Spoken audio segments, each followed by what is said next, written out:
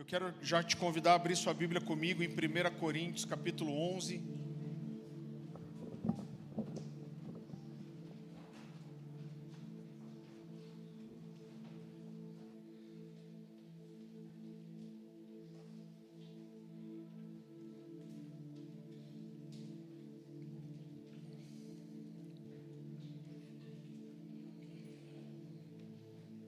Primeiro Coríntios capítulo 11, a gente vai dar continuidade à mensagem que eu comecei na semana passada, chamada A Ceia que Não Discernimos.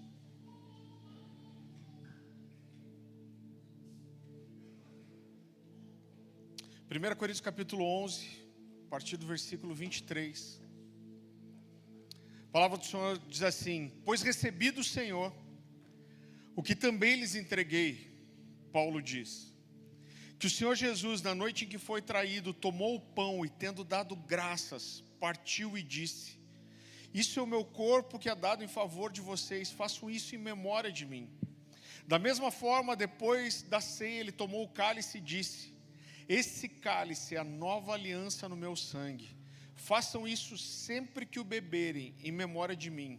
Porque sempre que comerem desse pão e beberem desse cálice, vocês anunciam a morte do Senhor até que Ele venha. Queridos, uma coisa que tem se tornado cada vez mais forte e clara para mim, durante essas semanas que eu tenho mergulhado para compreender melhor a ceia, é como Deus instituiu a ceia e Ele deu a ela um caráter didático. Deus quer usar a ceia não só para nos ensinar muitas coisas, mas para nos lembrar muitas coisas. Então, quando Deus institui a ceia de uma forma que ela é e deve ser recorrente, contínua, habitual, Deus está aqui nos ensinando muitas coisas. Então, quantas coisas a gente falou lá na semana passada já, que Deus nos ensina, Deus nos aponta, Deus nos lembra. Então Deus usa a ceia tanto para nos ensinar quanto para nos lembrar. É muito interessante porque Jesus, ceia, ele tem essa ceia especial com os discípulos na noite antes dele ser traído e daí crucificado. Então, com a ceia, Jesus estava, na verdade, inaugurando um novo tempo. Jesus estava inaugurando um novo nível de revelação, uma nova compreensão da pessoa de Deus, do amor de Deus, da graça de Deus, e sim também do juízo de Deus.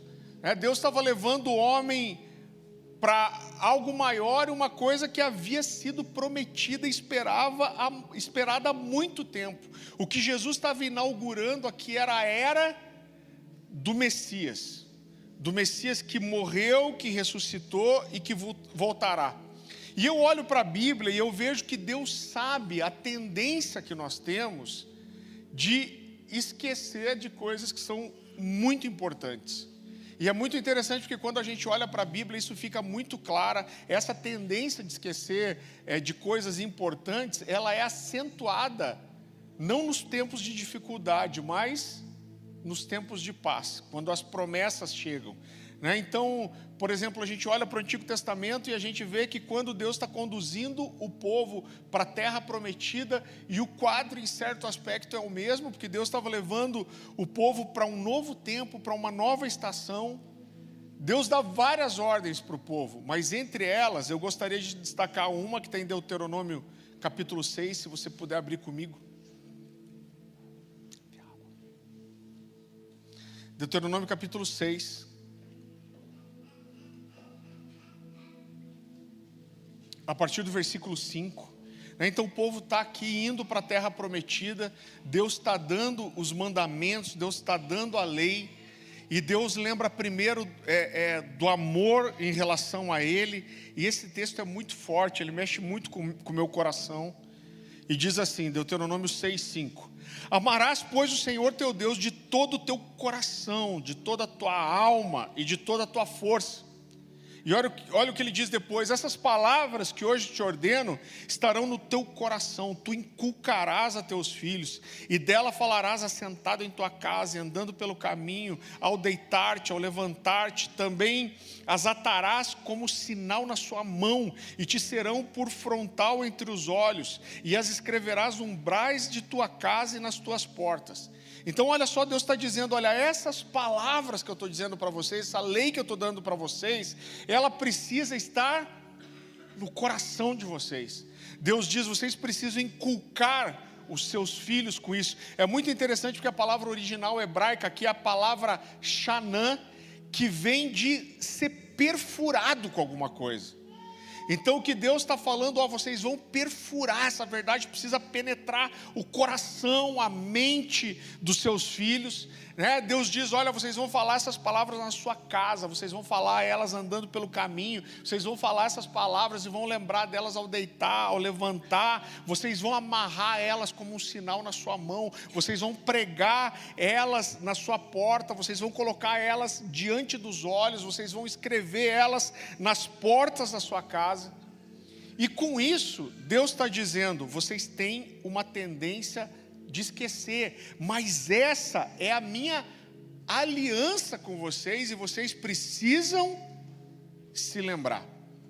A gente precisa entender um pouquinho mais o que significa aliança, e eu falei sobre isso na semana passada, mas a gente precisa entender, você já vai entender onde eu quero chegar com isso, que uma aliança é sempre feita envolvendo pelo menos duas partes. Então não existe aliança que seja unilateral. Apesar de uma linha da teologia tentar defender isso, eu não vejo isso nem no sentido da palavra, nem historicamente, nem na Bíblia, né? Uma promessa pode até ser unilateral, mas uma aliança não é. Uma aliança sempre vai envolver pelo menos duas partes. E é muito interessante porque a gente vai chamar o tempo da graça de nova aliança, né? A gente chama Antigo e Novo Testamento de Antiga e Nova Aliança. E queridos, o propósito de uma aliança, ela é basicamente estabelecer princípios para que um relacionamento seja guardado, mantido, preservado. Na verdade, uma aliança, ela não é nada mais do que um conjunto de palavras que são proferidas, né, como se fosse um acordo, para definir a natureza, o tipo de um relacionamento. Então a aliança, ela estabelece os princípios do seu compromisso e do tipo de relacionamento que essa aliança envolve, né? Então, uma aliança, ela vai estabelecer as responsabilidades e os compromissos, os deveres e os direitos. Ou seja, como eu falei, ela estabelece os princípios que regem um tipo de relacionamento específico. Um exemplo muito fácil disso é a aliança de casamento. Então, quando um homem faz uma aliança de casamento com uma mulher, ele torna isso explícito para todos, né? Então ele está mostrando o tipo de relacionamento que ele tem com aquela mulher, né? Ou numa aliança de casamento, o casal está mostrando para as pessoas o tipo de relacionamento e o tipo de aliança que eles decidiram entrar. Então, numa aliança de casamento, essas pessoas publicamente, elas declaram seu compromisso, não apenas um com o outro, mas um compromisso público. Então é muito interessante porque um casamento ele sempre vai ter, seja no cartório, seja na festa, né? O que ele vai ter? Ele vai ter testemunhas. Então quando a gente faz uma festa de casamento, a gente chama os nossos amigos, as pessoas que nós amamos, a nossa família, e a gente firma um compromisso diante deles. E esse compromisso fala de honra, esse compromisso fala de exclusividade, independente das circunstâncias e para a vida toda. Ou pelo menos deveria ser assim. Então, por exemplo, lá em 1 Crônicas, capítulo 16, a gente vai ver Deus falando da aliança que ele tem com Israel. Então, eu quero que você abra lá comigo, 1 Crônicas, capítulo 16.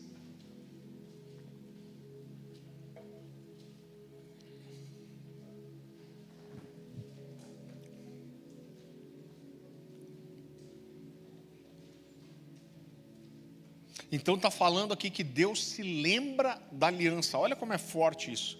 1 Crônicas 16, versículo 15. Lembra-se perpetuamente da sua aliança. E olha o que ele diz depois: da palavra que empenhou para 1000 gerações. Então Deus está dizendo assim: eu me lembro, eu não me esqueço da aliança. Por quê? Porque eu empenhei a minha palavra. O que Deus está dizendo aqui é que as palavras proferidas por Ele estabelecem uma aliança com Israel. Isso fala das palavras que Deus falou, da palavra que Deus deu. Então é por isso que a gente se refere à Bíblia como um testamento, né? Antigo e Novo Testamento, ou Antiga e Nova Aliança. Então, a gente olha em toda a Bíblia, querido, a gente vai ver que a aliança é algo que deve ser não só sempre lembrado, mas celebrado também. Com tudo isso, Deus está dizendo: olha, se lembrem da aliança. A aliança garante o tipo de relacionamento que nós temos, e a aliança faz com que a nossa relação seja preservada e protegida. A gente pode dizer que o objetivo de uma aliança é manter a estabilidade e a solidez de um relacionamento. Então nós temos um relacionamento, mas a gente firma uma aliança para garantir que esse relacionamento seja protegido, preservado, seja estável, né? Então, com o sinal, deixa eu explicar aqui o que é sinal da aliança. A gente vai ver isso na Bíblia, e a gente vai ver isso também na sociedade, na história, que normalmente, quando uma aliança é estabelecida, essa aliança traz alguns sinais.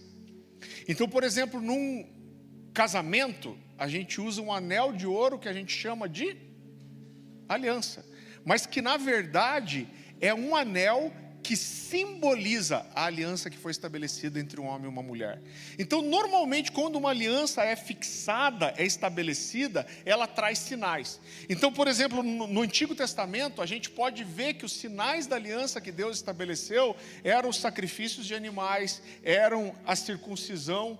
Quando a gente vai para o Novo Testamento, existem 2 sinais só da aliança, que é o batismo e a ceia. Deus está dizendo: olha, o batismo e a ceia, eles são o símbolo da aliança que eu tenho com vocês e Deus, e que vocês comigo. Então, com o batismo e com a ceia, Deus está dizendo: olha, se lembre, nós temos uma aliança, existe uma aliança entre nós. Então, com isso, o que Deus está dizendo é que aquilo que a Bíblia fala da separação entre Deus e o homem, né? Quando a Bíblia diz: todos pecaram e destituídos estão da glória ou da presença de Deus. Começa como isso? Começa justamente com Adão e Eva partilhando de uma refeição.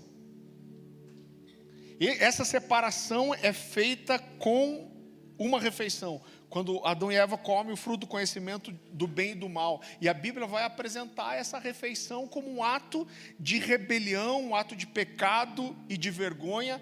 E Deus repara isso dando para nós a árvore da vida, dando para nós Jesus. E é muito interessante porque, mais uma vez, e para mim claramente Deus está apontando isso, Ele está falando: olha, naquela refeição que Adão e Eva fizeram, que quebraram a comunhão entre mim e eles, existe mais uma refeição que é partilhada também, que ninguém pode comer sozinho. Com a ceia, nós celebramos a reparação daquilo que Adão e Eva fizeram. Quando a gente ceia, a gente está dizendo: Deus, aquilo que Adão e Eva fizeram lá atrás, comendo juntos da árvore do conhecimento do bem e do mal, a gente está consertando agora, comendo o corpo de Jesus, o sangue de Jesus, a árvore da vida. Em vez de pecado, perdão; em vez de condenação, graça; em vez de vergonha, alegria; em vez de morte, vida. Você entende como essas coisas, elas se conectam? Então a gente poderia dizer também que, se o que Adão e Eva fizeram no Jardim do Éden foi a refeição da rebelião, da desobediência, a ceia, ela precisa ser a refeição da obediência. A ceia em si já é um ato de obediência, porque Jesus diz: façam isso em memória de mim. Ele está dizendo, façam. Vocês precisam fazer. Vocês precisam continuar fazendo isso. Mais uma vez, a gente não pode esquecer que a ceia, eu vou repetir isso, diferente do que Adão e Eva fizeram, ela não pode ser a refeição da desobediência, mas ela precisa ser a refeição da obediência. E quando há desobediência, a gente precisa entender que uma aliança de sangue está envolvida aqui. Eu vou falar depois disso sobre a consequência de cear errado e por que isso é tão grave. Por quê? Porque na ceia, a gente está lembrando de uma aliança de sangue.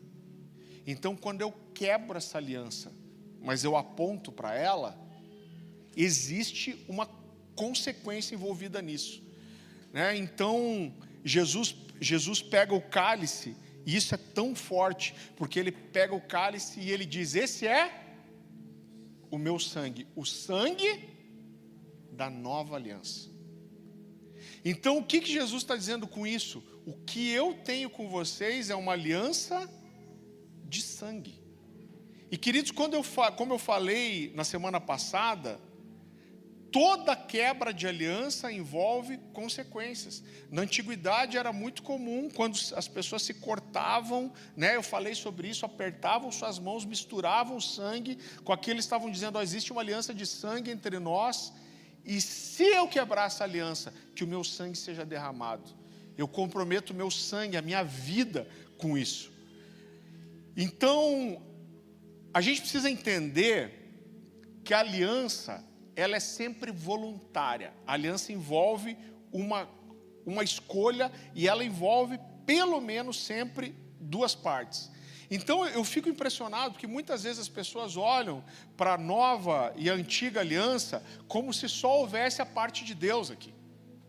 Então Deus resolveu vir salvar a humanidade e essa é só uma escolha dele.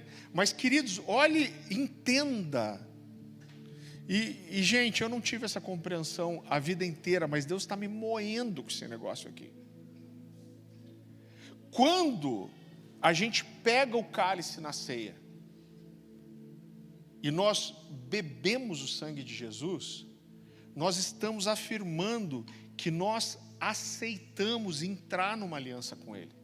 Então, a partir desse momento, a gente está afirmando que não é só Jesus que tem uma aliança conosco, mas que nós temos uma aliança com Ele. E isso é mais profundo ainda, porque essa aliança não é só nossa com Ele, mas é nossa uns com os outros. Agora, que tipo de aliança é essa? Uma aliança de sangue. Jesus está propondo, Ele vem e fala, eu derramo o meu sangue na cruz, e eu proponho ter uma aliança com você. Mas quando eu pego o cálice e eu tomo, eu estou misturando o sangue dele com o meu. E eu estou dizendo, eu entro nessa aliança com você. Eu aceito essa aliança. Eu entendo o que você está me oferecendo. E a partir desse momento, não é mais unilateral. Você está me oferecendo uma aliança e eu estou entrando junto fazer parte dela. Você entende como isso é profundo? Que tipo de aliança é essa? Uma aliança de sangue. Com Jesus, sim. Mas com os irmãos também. Então, por isso, a ceia fala do nosso compromisso com Jesus e uns com os outros. Por isso que nós, junto com Cristo, com o seu corpo e com o seu sangue, nós nunca vamos cear sozinhos. A ceia sempre é coletiva, não existe ceia sozinho. Se eu pegar na minha casa, eu posso pegar o pão ázimo, eu posso pegar o vinho de Israel que eu comprei no site da Universal.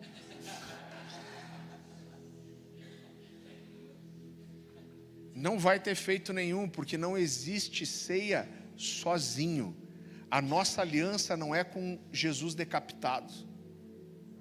A nossa aliança é com Jesus que tem um corpo, e a nossa aliança com Jesus envolve o seu corpo. Então a ceia nos lembra, gente, de tudo isso. A aliança de sangue que nós temos com Jesus e uns com os outros. A ceia, a gente está falando sobre a ceia ser didática, e a ceia, ela é também, né, uma das frases, quando eu estava estudando escatologia, mergulhando em escatologia, que o Ângelo me falou, o Ângelo Basio, isso marcou meu coração. Ele falou, cara, quando a gente começa a estudar, a gente vai ver que a Bíblia é escatológica. E a ceia, ela é didática, e a ceia, ela é também escatológica. Por quê? Porque a ceia aponta para onde esse tipo de aliança que nós temos vai nos levar. A ceia nos lembra e nos ensina aquilo que essa aliança de sangue nos garante. Então é muito interessante, porque a ceia, ela vai juntar os três tempos. A ceia envolve o passado, a ceia envolve o presente e a ceia envolve o futuro. Quando a gente ceia, a gente lembra que Jesus morreu por nós. A gente lembra que Ele está vivo. E a gente lembra que Ele voltará. Jesus fala todas as vezes que vocês comerem e beberem, Paulo vai dizer aqui em Coríntios, em memória de mim, vocês anunciam a morte do Senhor, vocês anunciam agora a morte do Senhor até que Ele venha. Então a ceia escatológica, ela reúne passado, presente e futuro. Nós nos lembramos do sacrifício de Jesus, nós nos lembramos que Jesus está vivo agora, nós nos lembramos que agora o sangue de Jesus nos une, e com isso nós permanecemos agora, ceando juntos até que Ele venha.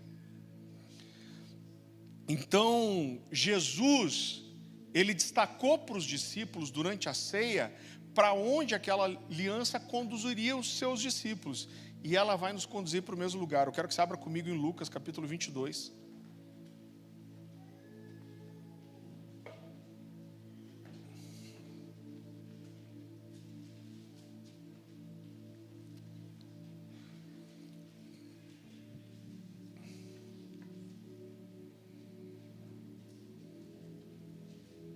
Versículo 14.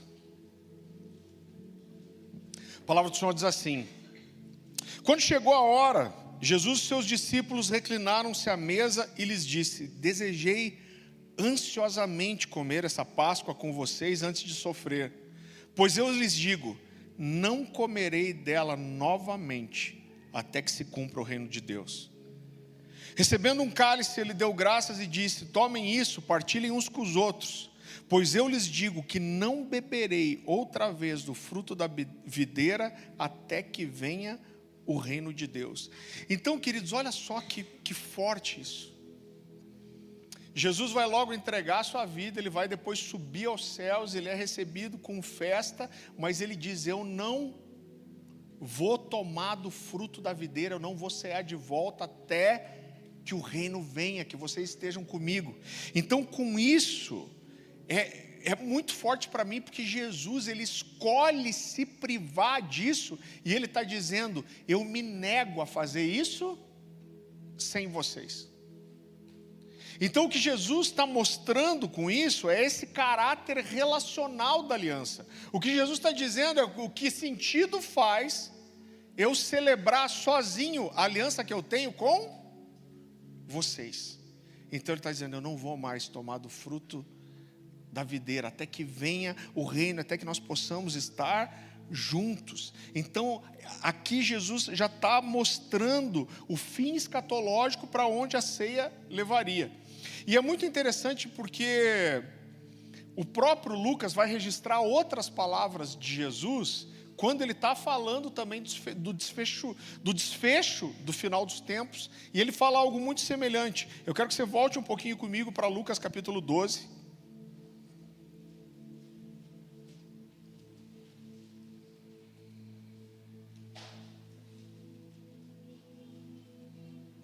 Você está meio com medo de tomar ceia, tá, né? Lucas capítulo 12, versículo 35.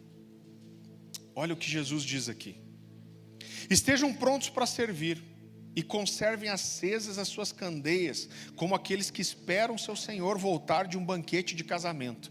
Então, em todo o contexto aqui, só um parênteses, Jesus está falando de escatologia. Ele está falando da volta dele. E no meio desse contexto ele diz essas palavras: para que quando ele chegar e bater, possam abrir-lhe a porta imediatamente. Felizes os servos, olha o que ele diz agora, cujo Senhor os encontrar vigiando quando voltar. Eu lhes afirmo que ele se vestirá para servir, fará que se reclinem à mesa e virá servi-los. Mesmo que ele chegue de noite ou de madrugada, felizes os servos que o Senhor encontrar preparados. Entendo, porém isso: se o dono da casa soubesse a que hora viria o ladrão, não permitiria que a sua casa fosse arrombada. Estejam também vocês preparados, porque o Filho do Homem virá em uma hora que vocês não esperam. Então Jesus está falando da vinda dele, ele está falando do Senhor que serve a mesa.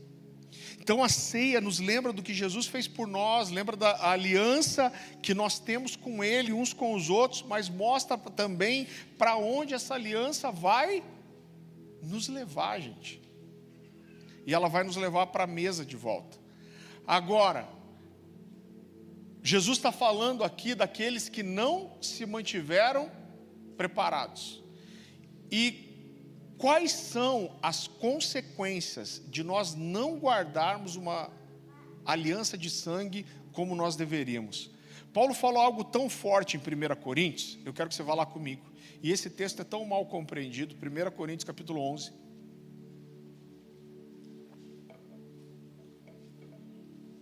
Versículo 27. Isso é logo depois do primeiro texto que a gente leu, que começa no versículo 23, quando Paulo fala: recebi do Senhor aquilo que também os entreguei.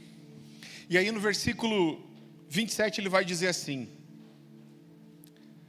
portanto, todo aquele que comer o pão ou beber do cálice do Senhor indignamente, será culpado de pecar contra o corpo e o sangue. Ele está falando de quebrar a aliança.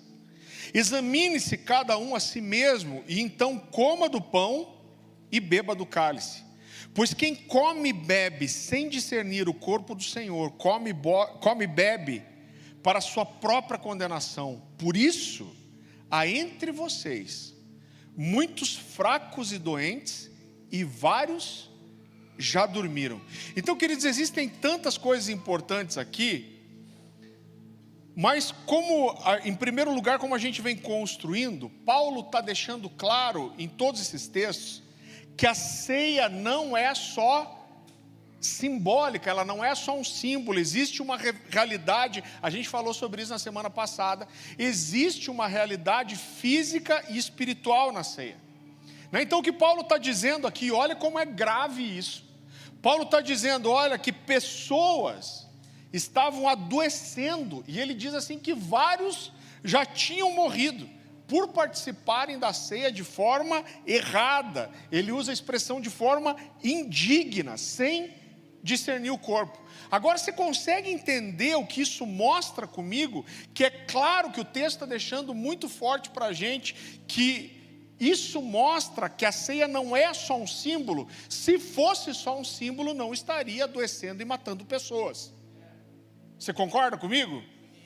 Então o que a Bíblia está ensinando para a gente é que existe uma realidade espiritual na ceia, mas existe uma realidade física. As pessoas não discernirem a realidade espiritual e física da ceia, estava levando com que pessoas fossem comprometidas na sua saúde, até na sua vida. Então, as pessoas que não estavam entendendo uma realidade espiritual, estavam sofrendo no seu corpo físico. A sua saúde e a sua vida estava sendo comprometida. Então Jesus ressuscitou não só em espírito. Jesus tem um corpo ressuscitado. A Bíblia fala que Jesus carrega ainda as cicatrizes dos pregos ali, dos cravos da cruz. Jesus ressuscitou e ele senta com os discípulos, ele come, ele bebe, ele foi tocado por Tomé, e o que ele diz para Tomé? Acaso um espírito tem carne e ossos?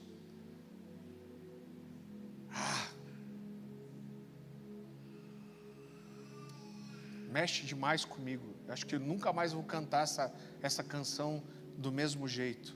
Jesus está dizendo, eu ressuscitei, mas não é só no espírito. Ele diz, me toca, olha aqui as minhas marcas. Acaso um espírito tem carne e ossos?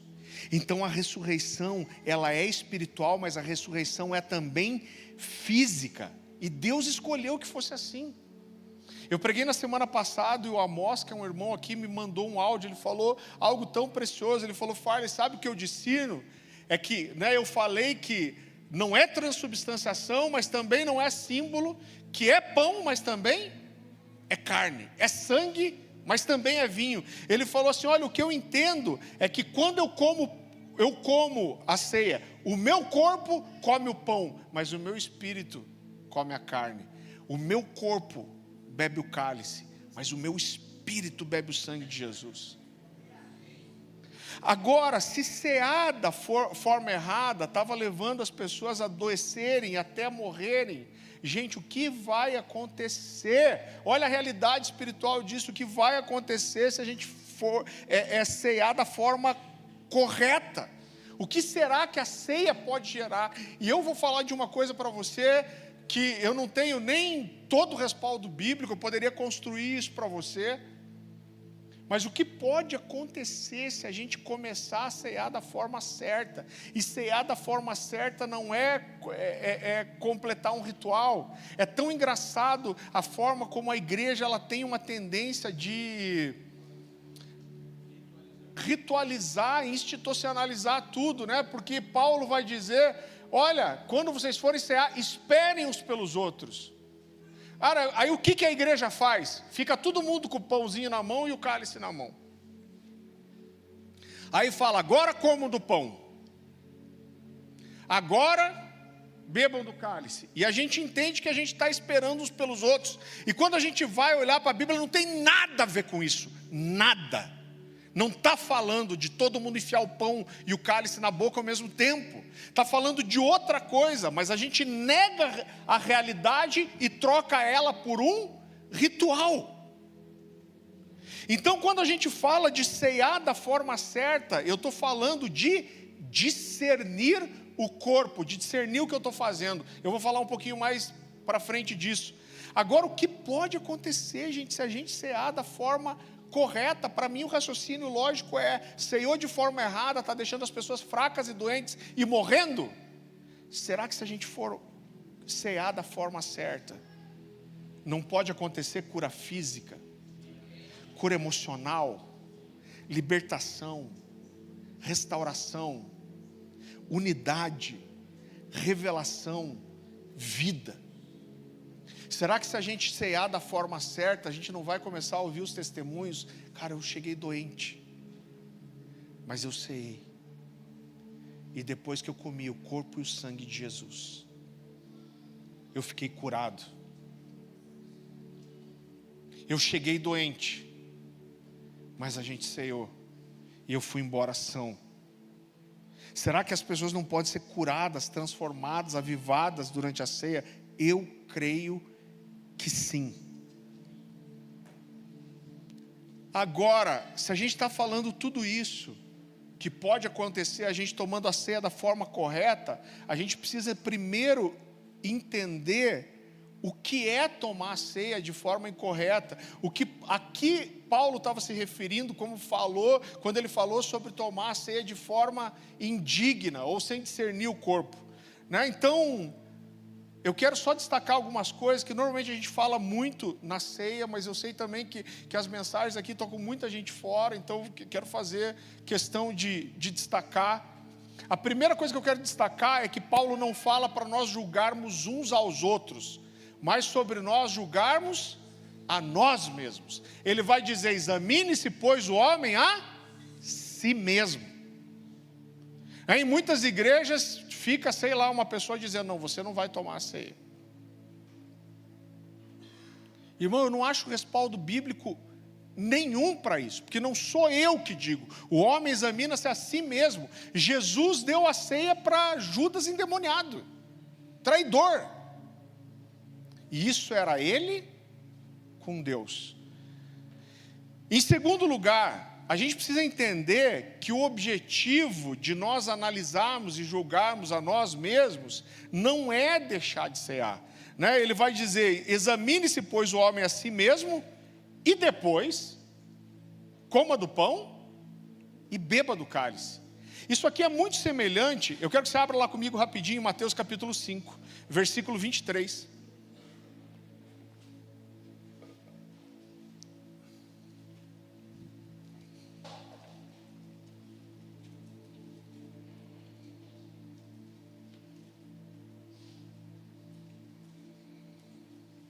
Mateus capítulo 5, a partir do versículo 23. Querido, a lógica aqui do que Jesus está fazendo é a mesma. Ele diz assim: portanto, se você estiver apresentando a sua oferta diante do altar, e ali se lembrar de que seu irmão tem algo contra você, deixe sua oferta ali, diante do altar, e vá primeiro reconciliar-se com seu irmão, e acaba aí? Não. Depois volte e apresente sua oferta. Então, o que Jesus está ensinando é que o objetivo da autoanálise aqui não era deixar de ofertar, mas era consertar antes. O que Jesus está dizendo, cara, tudo parte da aliança, da comunhão. Então não adianta nada você estar com a sua aliança quebrada com o seu irmão e você querer entregar seu dinheiro. Então você vai lá primeiro, você lembra da nossa aliança, você reconcilia com o corpo, e depois você vem e traz sua oferta. Então o objetivo da autoanálise não era deixar de entregar, mas era consertar antes. E é a mesma coisa que Paulo está falando aqui. Ele diz: examine-se, pois, o homem a si mesmo, e depois coma do pão e beba do cálice. Por quê? Porque o objetivo aqui era conserto, falar: Deus me perdoa, eu entendo que é seu corpo, eu me arrependo, eu tenho essa aliança. Agora é engraçado porque as pessoas tratam isso muitas vezes como se o problema fosse misturar a ceia com o pecado, né? Então, gente, eu já vi isso muito na igreja: não vou cear essa semana porque eu estou em pecado. Então, como se o pecado não tivesse problema. O problema é misturar o pecado com a ceia, tipo comer leite com manga. Leite tudo bem, manga também, mas leite com manga aí é B.O. Então, não, eu estou em pecado, agora Deus o livre cear. Irmão, se você está com a vida errada, já existe condenação, com ceia ou sem ceia. Mas a ceia, ela me lembra da aliança de Jesus comigo, minha com Jesus e minha uns com os outros. Então eu preciso lembrar e me consertar, eu preciso alinhar a minha vida. Então, o que Paulo quer dizer, quer falar quando ele usa a expressão não discernir o corpo? Quando a gente olha para a continuação do texto, você vai perceber, eu vou mostrar isso para você, que no final do texto que Paulo fala para a ceia, ele está conectando o final com o começo. Então tudo aqui está falando de uma mesma coisa. No final ele vai falar apontando para o que ele começou dizendo. Então vamos primeiro para o final. 1 Coríntios capítulo 11, versículo 31.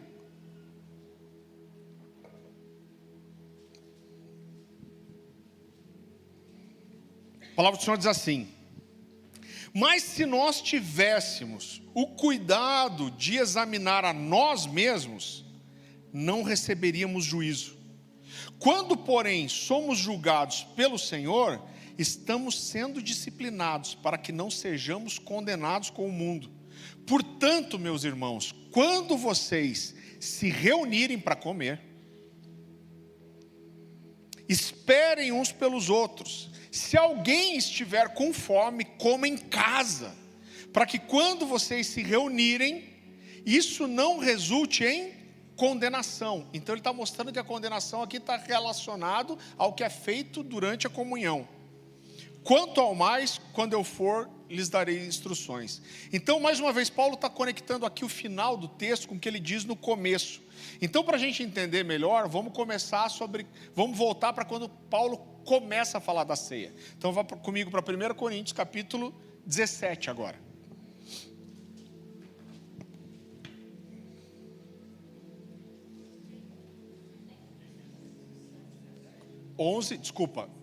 Capítulo 11, versículo 17.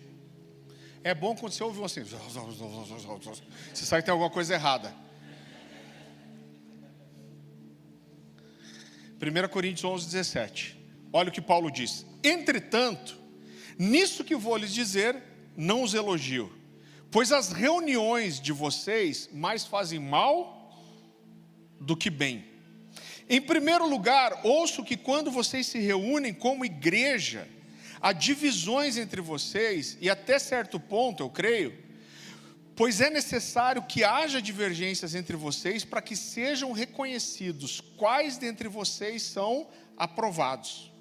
Quando vocês se reúnem, não é para comer a ceia do Senhor, porque cada um come a sua própria ceia sem esperar uns pelos outros. Você está entendendo o que é o esperar aqui? Me perdi, cadê?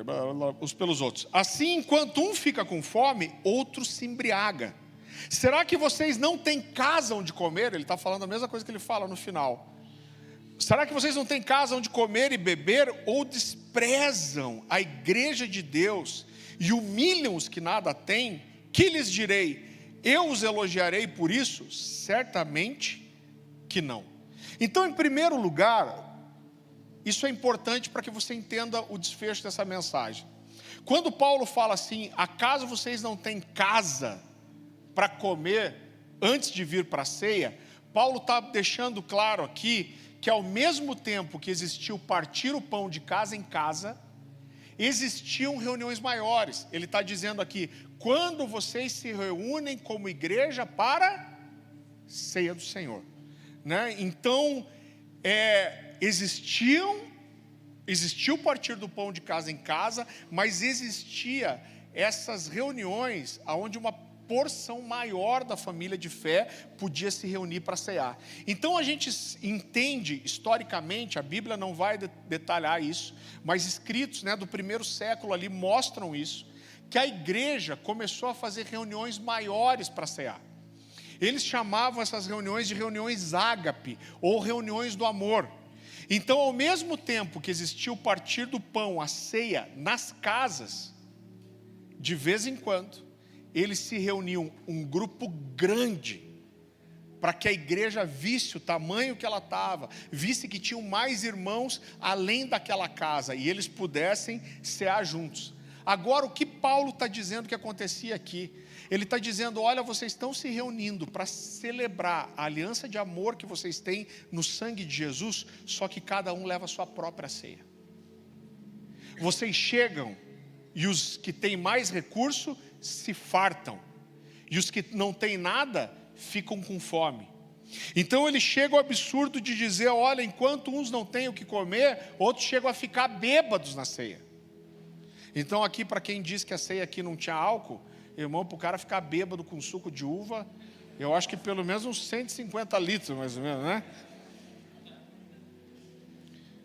Então ele está dizendo: olha, o que adianta vocês se reunirem e fazer uma reunião que vocês chamam de ágape, de amor, e vocês não estão nem aí um para o outro, cada um come a sua comida, vocês não dividem, vocês não estão preocupados com o próximo, o pobre está sendo desprezado. Então o que Paulo está dizendo: olha, quando vocês se reúnem, não é a mesa do Senhor que vocês têm tomado. Por quê? Porque o Senhor não está nessa mesa de vocês. Jesus não faz parte disso. Esse é o tipo de mesa que ele não senta. Você lembra que eu disse que a ceia, ela deve ser a refeição e a celebração da obediência, do amor, da comunhão. Então o que Paulo está dizendo aqui é: vocês transformaram ela numa reunião de desobediência, de desamor, de egoísmo, de rixa, de facção e de desprezo pelos pobres. E ele está dizendo: isso não é a ceia. Jesus não está nessa mesa. Então o que ele está dizendo é: vocês não estão discernindo o corpo de Cristo. Porque essa ceia, ela deveria ser para celebrar a aliança que vocês têm no sangue de Jesus, a unidade que vocês têm. Só que se vocês não conseguem fazer isso, vocês não estão discernindo o corpo. Então você entende que o não discernir, e Paulo vai dizer: olha, vocês estão aqui numa festa, numa ceia que deveria celebrar a unidade, mas vocês não estão nem aí um para o outro. Vocês não discernem o corpo, e por não discernirem o corpo, vocês são indignos dessa ceia. Você entende que é isso que ele está falando? Então tem muita gente que relaciona isso ao pecado só. Então eu preciso pedir perdão pelo meu pecado, mas daí eu tomo a ceia e me ajoelho sozinho na cadeira. Não é sobre isso, gente. Eu não estou menosprezando aqui o pecado, mas quando ele fala de discernir o corpo e beber e comer indignamente, ele está falando sobre isso. O indigno aqui é aquele que não discerne o corpo, não discerne comunhão, não discerne aliança, não discerne amor, não discerne relacionamento, não discerne que a gente não pode ter uma aliança com Cristo decapitado, sem corpo, que essa aliança precisa ser com o corpo também. Então ele está dizendo, olha, vocês não podem celebrar a unidade, porque vocês não têm, vocês estão celebrando uma coisa que vocês não vivem. E isso é não discernir o corpo. Beber o sangue da aliança, comer o corpo da aliança, sem honrar o corpo, isso é indigno. Você não merece esse lugar.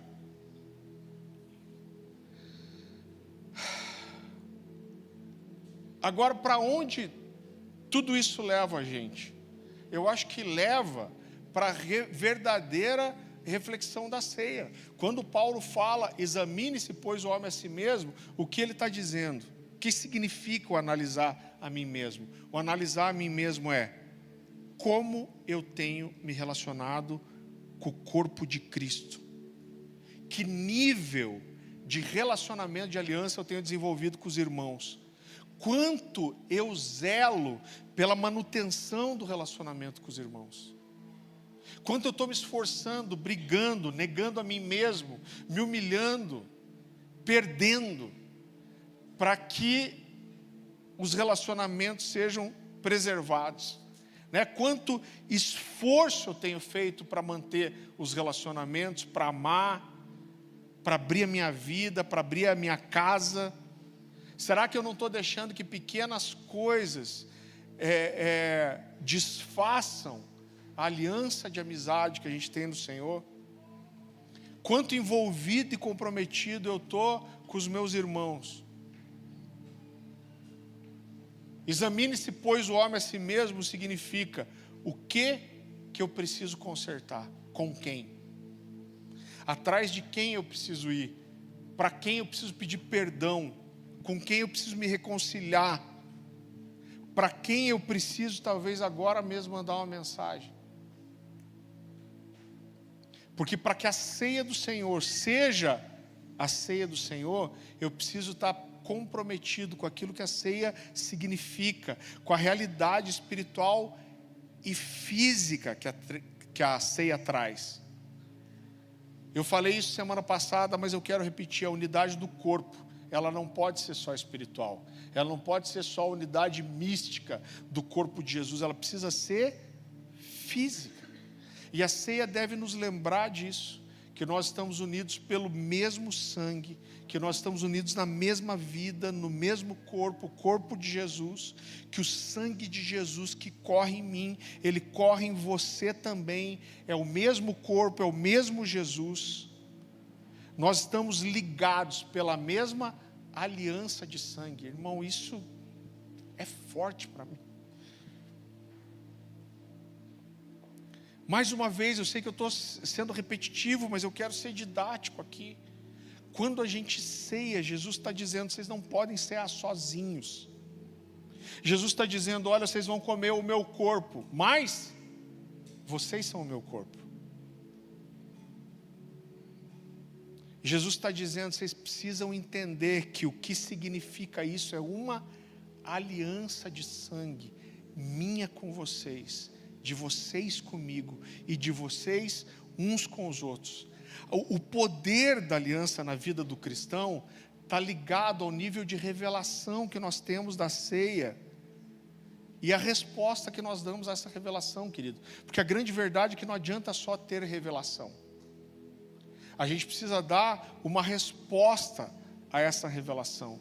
Nós somos unidos pela morte e a ressurreição de Jesus. Nós somos unidos a Ele, a uns aos outros, como Ele é unido ao Pai. É isso que Jesus fala na oração sacerdotal, lá em João 17, quando Jesus está prestes a ser preso. Ele fala: Pai, eu tenho revelado a eles a seu nome. E aí ele diz: eu sou um com você, você é um comigo. E que assim como eu sou um com você, você é um comigo, eu sou um com eles. E que eles sejam uns com os outros e com nós. É isso que Jesus está mostrando. Então, se nós participamos da ceia entendendo a dimensão, a realidade espiritual e física que ela tem, eu entendo que a gente vai desfrutar de tudo que a ceia nos oferece, o que ela pode produzir no nosso meio. Gente, é um caminho? É. Mas a gente precisa entender e estar disposto. É uma construção? É. Agora a ceia vai nos lembrar da aliança de sangue que nós temos com Jesus e uns com os outros. Eu falei para vocês na semana passada que a gente teria algumas mudanças. Então eu não vou tirar a ceia da igreja, porque eu entendo que como a igreja primitiva fazia, tanto partir o pão de casa em casa, aqui é a hora que a gente entende que a nossa comunhão não pode ser só com a casa que a gente está também. Que existe um grupo maior, que nós fazemos parte todos de uma mesma família, então isso é importante. Mas a gente vai começar a ter ceia nas casas também, né? Então nas livings. Eu vou depois orientar os líderes, a maioria deles está ouvindo isso pela primeira vez. Eu vou estabelecer uma semana, porque apesar de que isso pode ser flexível numa necessidade, mas eu gostaria que todos soubessem quando vai ter a ceia na casa. Então, pelo menos uma vez por mês, eu gostaria que fosse antes, na semana da ceia da igreja, a gente fazer a ceia nas casas. A gente vai até ensinar os líderes a fazerem o pãozinho ázimo, que é o pãozinho sem fermento, que é a coisa mais fácil do mundo. Ah, pastor, precisa ser? Irmão, eu acho que tem tanta coisa mais importante para discernir, para purificar, do que o fermento do pão. O que adianta você ter um pão sem fermento, mas você não ter unidade? Agora, você tem unidade, e o pão é Nutella, tá tudo bem. Devia ganhar um royalty, né? Agora a gente pode fazer o pãozinho ázimo. E eu gostaria também, cadê os chefes de família, os pais de família, ou né, as mães que são sozinhas talvez? O meu estímulo para você é que frequentemente você faça ceia com a sua família. Você faz um devocional na sua casa e você parte o pão com a sua esposa e os seus filhos. E a gente ensina para as crianças. Eu estava estudando um livro sobre cultura judaica e essa pessoa, ele estudou com rabinos e ele fala como os judeus fazem a ceia. É claro que existe uma coisa aqui muito ritualística, mas a ceia com as crianças dos judeus, existe um ritual de perguntas. E as crianças chegam para o pai e falam assim: pai, por que essa noite é diferente das outras? E ele explica. Aí eles falam: por que esse cordeiro é diferente dos outros? E o pai explica. Então a ceia é didática. Com isso eles estão chamando as crianças para que comecem a entender o significado disso. Irmãos, é claro que é uma construção e eu sei que não vai sair daqui todo mundo discernindo o corpo como deve e tendo aliança uns com os outros. Mas eu acho que toda vez que a gente come o pão e bebe o cálice, a gente deveria examinar a nós mesmos, com tudo que você já faz. Mas assim, Jesus, como que eu tenho tratado o corpo? Jesus, eu preciso ir para trás de alguém? Eu preciso pedir perdão para alguém? Eu preciso andar mais uma milha com alguém? Porque eu preciso discernir o corpo da aliança para que eu não seja indigno de celebrar o sinal da aliança que nós temos.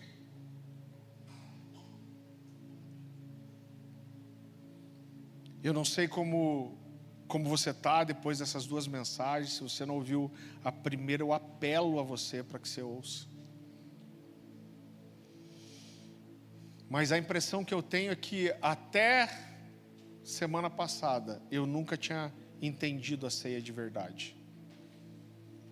Jesus deixa 2 sacramentos só para nós no Novo Testamento: a ceia e o batismo. Isso é muito sério. O que eu gostaria, é claro, em primeiro lugar, de viver essa comunhão, gente. Ela precisa ser construída, e ela vai ser construída sempre, porque dentro de uma igreja sempre tem gente chegando, sempre tem gente brigando,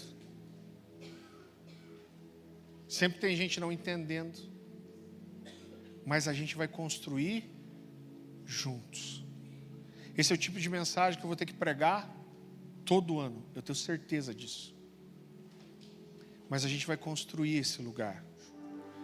E queridos, entenda isso: ninguém ceia sozinho. Não faz sentido, você entende? Então junte algumas pessoas, escolha um pelo menos para orar, que agradeça. Talvez você precise ir aqui pedir perdão para alguém, reparar alguma coisa com alguém. Faça isso. Talvez você precise ir agradecer algo para alguém. Faça isso. A ceia a gente faz junto. A gente ceia, a gente se abraça, a gente serve uns aos outros. Então faça um grupo aí, ceie com pessoas junto com você. Eu sei que você está se movimentando já para os dízimos e ofertas. Isso fala da nossa fidelidade também. Por quê? Porque nós temos uma aliança de sangue. A celebração da ceia é a refeição da obediência. Nós temos uma aliança de sangue com Jesus, e os dízimos e ofertas envolvem isso. E você não tem problema se movimentar, mas eu quero só orar, encerrando e apresentando a ceia diante do Senhor. Jesus, eu apresentei, Senhor, meu Deus, essas verdades da melhor forma que eu pude. Mas a começar por mim mesmo, eu preciso de revelação, Senhor. Eu preciso que essas verdades estejam enraizadas, fixas no meu coração, Pai. Nos ajuda, Jesus, nós não conseguimos sem você. Nós não conseguimos sem você. O meu clamor é para que o discernimento da ceia, o discernimento do corpo, mude a história dessa igreja, mude a história dessa família de fé, Senhor. Que nós possamos chegar, eu creio, e eu espero que nós possamos chegar a esse nível de compreensão e de revelação da comunhão, da ceia, a ponto de nós vermos pessoas serem curadas, libertas, restauradas, seja física, emocionalmente, avivadas, libertas, enquanto comem do pão e bebem do sangue em comunhão, Senhor. Nós te apresentamos, nós celebramos, Jesus, a sua vida. Nós celebramos a sua morte. O Senhor morreu por nós, mas o Senhor está vivo. Nós temos agora uma aliança contigo e uns com os outros. E nós sabemos que o Senhor voltará. E nós anunciamos a sua morte, a sua vida, até que o Senhor venha. Receba tudo que nós temos para te entregar, Jesus. Que a partir de hoje, nunca mais a gente come esse pão e beba esse cálice sem entender que quando eu bebo o cálice, eu como o pão, eu estou dizendo, essa aliança não é unilateral. Eu entro em aliança com você. Eu tenho uma aliança de sangue com o Senhor e com o seu corpo. Em nome de Jesus. Amém? Você pode levantar do seu lugar. Você pode se servir da ceia, e depois disso você está abençoado, que o Senhor te dê uma semana incrível, em nome de Jesus.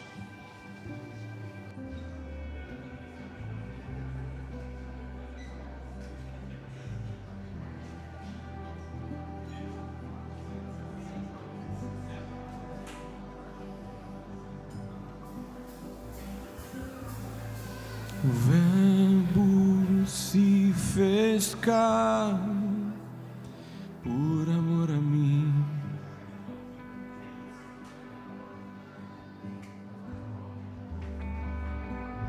Deixou o Pai para me salvar.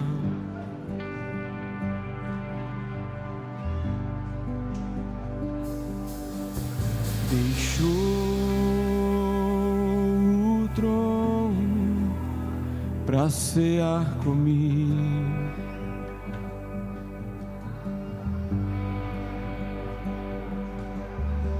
Cristo sofreu em meu lugar.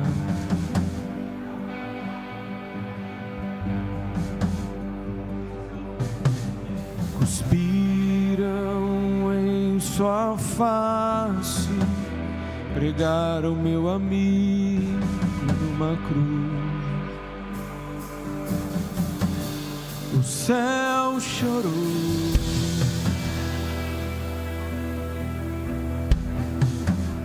O Pai se afastou.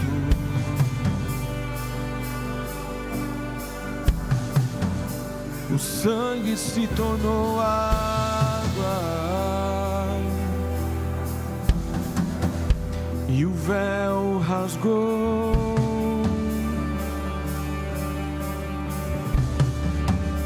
O céu chorou.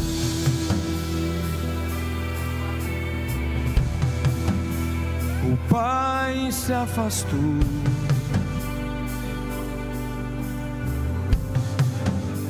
O sangue se tornou água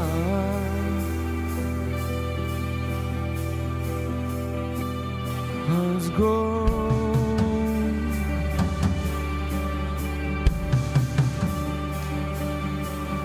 Mas o Espírito desceu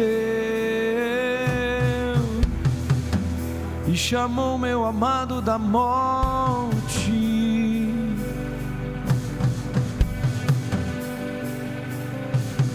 Mas o Espírito desceu e chamou meu amado da morte.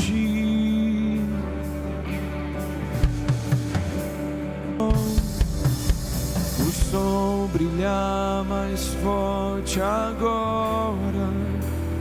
Ele ressuscitou.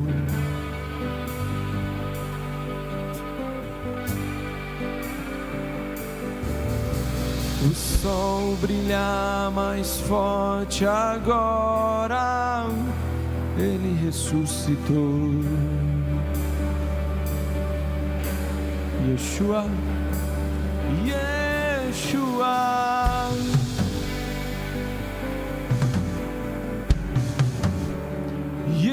Yeshua,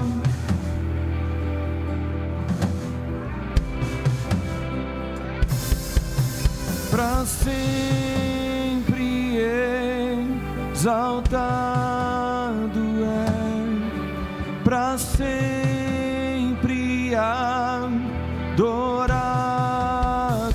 é, para sempre ele vive, vivo está, vivo está, para sempre exaltado é, para sempre adorado é, para sempre ele vive, ressuscitou, ressuscitou.